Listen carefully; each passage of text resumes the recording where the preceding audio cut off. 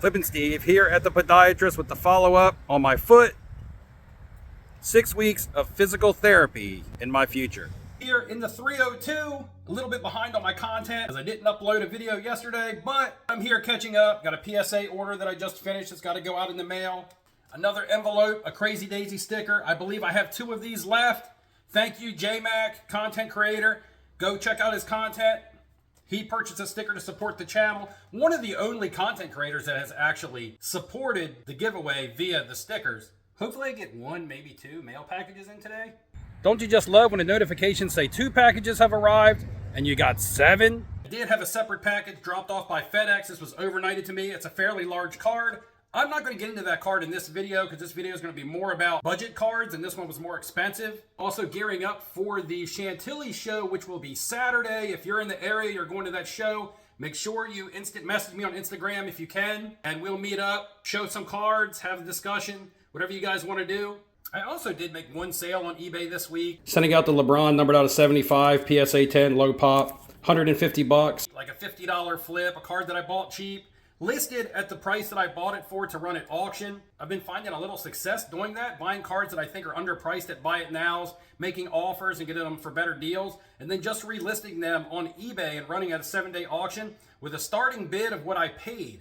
That way, if it only goes for what I paid for it, I'll get hit with fees, but it has been successful on like 3 cards now where I've actually made $50+ I know it doesn't sound like much, but it adds up. You're not playing in the high-end cards and you're just looking to flip to get some momentum. Finding it to actually be a solid strategy for me. I've been asked a lot of questions lately of how I started flipping and my strategies and things that I do. Honestly, there is no exact science to it, especially now. I will say that when I got into flipping back in 2020, things were a lot easier. The market was insane. Just happened to be lucky enough to be in that time period. I wasn't a genius, and it wasn't very difficult to flip cards. So with there being no exact science to it, all I can say is the number one thing is to really just think for yourself. Most of the time I just ask the dog. Now I will get into some of the stuff that I do, but that doesn't mean do as I do or listen to me. Just be some pointers to maybe give you some ideas, and then you can take the road that you want to take. Yesterday was National Take Your Dog Walking Day, and we had tornado warnings around here. Right now, I'm doing a little bit of everything. I'm prospecting on 1 young quarterback that's super dirt cheap, which is highly important to me.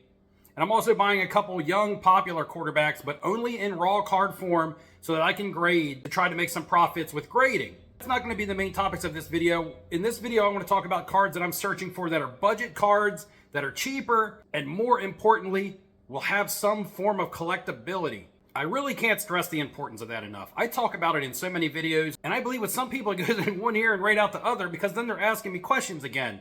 But the thing is that if you find players and cards of players that have collectability, you'll always have a collector that wants to try to buy it. Lord knows you do not want to be selling your cards to flippers. Flippers need meat on the bone. You want to be selling your cards to collectors. Oh, say it till I'm blue in the face.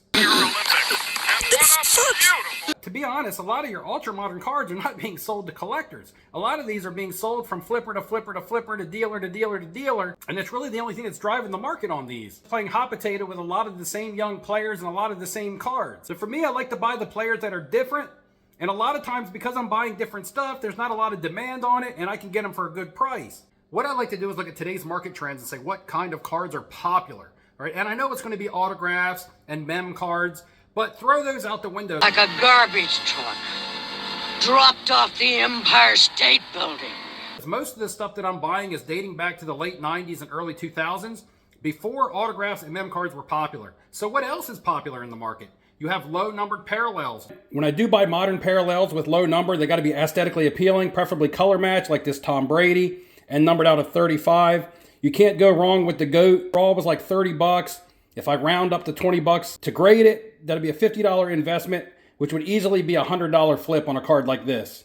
Also super high liquidity on Tom Brady, such as golds. If you do want to buy modern golds and you can't pay an arm and a leg for them, search out some of the top defensive players in the league, especially guys that have won Super Bowls with their team and have long contracts because they will hold high collectability with the fans of that team. And this Chris Jones is a gold numbered out of 8. You also have your case hits. So what I like to do is I like to go back and I say, what kind of cards have like a gold parallel? What kind of cards would be considered case hits? Now I know back in the late 90s and early 2000s, there weren't cards that were necessarily listed as case hits, but there were cards that had really tough pack odds. Most of the time those inserts and such would be the chase cards in products because they were very hard to get and you would have to open a lot of packs to get them. This Emmitt Smith Platinum Portrait is actually an example of one of the 90s inserts that is already super expensive, as well as this gold refractor Dan Marino that you guys have already seen a couple times. I have another one of these on the way. And what makes that Platinum Portraits and that gold refractor expensive is not only the fact that it's a rare insert and a rare parallel, but it's also the player that's on the card. Only 2 Hall of Famers, but 2 of the best players to ever play. So if I want to stay on a budget and continue to buy the popular inserts and the popular parallels, then I have to stray from the more popular players, especially if I'm wanting to stay under a certain price range. And in this case, maybe under $20 or even $10 to find nice cards that can be graded, that you can double and triple your money on when you find the right collector to buy them. How the hell do you find a collectible player that's not popular? That just doesn't seem like it would work. One of the things I've been buying a lot of are Topps Finest gold refractors from '99 and 2000. And I was watching one in an auction the other night, and Andre Reed. And I talked about this in another video because I was so surprised that this card raw sold for over $60. But that lit a light bulb in my head and said, this was not being bought by a flipper. It's not being bought because he's a Hall of Famer. He's not one of the guys that have transcended. But this is being bought by a collector that is either a set builder, which I doubt, an Andre Reed fan, or a Buffalo Bills Mafia maniac, which also seems very highly likely. So by seeing that trend, I went out and I said, what are some players from the 90s and 2000s that either have a story that drives their popularity, or they played well long enough, or they're like an unsung hero to a hometown. Here's a gold refractor of Doug Flutie that I picked up for $11. To me, seems like a good deal for somebody that will have a collector's market due to the fact that not only was he on the Buffalo Bills, who I have seen like to buy cards of their past players, but everyone loves an underdog story, and Doug Flutie did some good things with the Bills, believed in him so much in their city that they actually had a cereal called Flutie Flakes.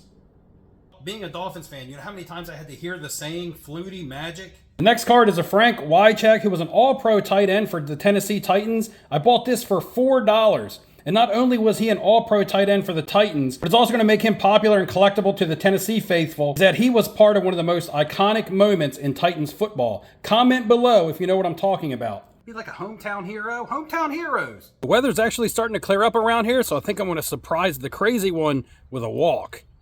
Get up here, come on. The other avenue I like to take, other than rare parallels, is going to be your case hits, especially when you're dealing with modern cards. And the way that I'm going to look to buy my case hits is I'm going to look for case hits that aren't as popular as the others, especially when I'm buying popular players. Anthony Richardson Instant Impact is a case hit out of this year's Prism product. Now, a lot of people don't know that these are case hits because in basketball, they are not case hits. And this is the first year that they've been case hits in football. You just don't see these pop up that much on eBay, so I think getting these at a good price can be sneaky. Sneaky, sneaky, sir. Now, whether I'm buying modern product or old product, the number one key that the cards have to be aesthetically appealing. And I also believe it's fairly important that they come from a popular product. With there being lots and lots of product and lots of case hits, and if you're going back to the 90s and 2000s, tons and tons of inserts, you're going to have to try to find the ones that you think might have some sort of appeal, other than just rarity, that might make them gain some popularity in the market, or be popular amongst collectors. But for me, one of the most fun parts is actually going on Google and Googling old products. Are you Googleizer? You're stupid to know what a googly was. Looking up checklists, going to the distributors that sell product because they will also have checklists on there. And this is how you're going to find what some of your more rare cards are out of newer and old product. For you people, can't you see, can't you see? People ask me all the time, how do I know if something is a case hit?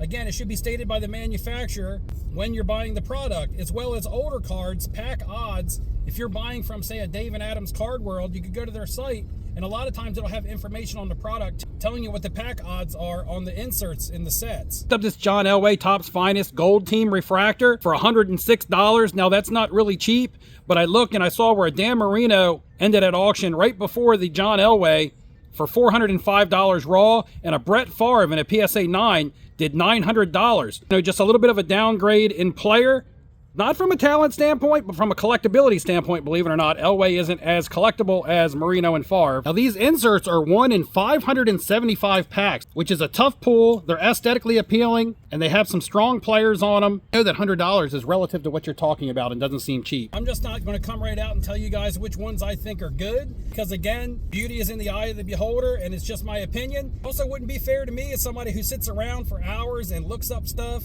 Let me take back my life.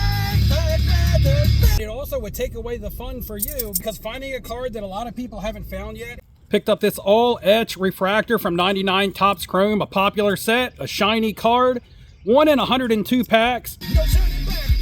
Brett Favre, only $19.99. For the odds being over 100 to 1, for the card to check the other boxes, I just thought that it was a good deal. Then being able to profit off that card maybe in the future can feel like an achievement, and I'm not going to take that away from you guys. So you guys do your research and find some of the cards that you think are rare, aesthetically appealing, and will be popular with collectors and could see market buzz.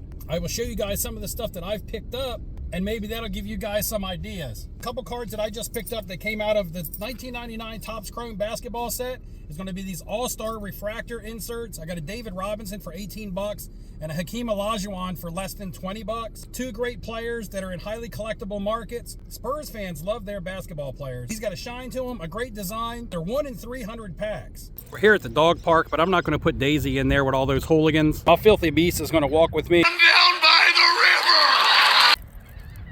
This is called Goat Island because Daisy thinks it is the greatest of all time. As soon as we cross this bridge, we'll be on this little island over here, which has a nature trail, and I'll be able to let Daisy off, and then she can run free. One way I sort of gauge whether or not these cards are a good deal or not is I look at PSA's pop reports, and I look at these cards and I say, are a lot of these being graded? If a lot of them are being graded, that tells me that it's a card that's popular in the market, and lots of people know about it and that they're buying it.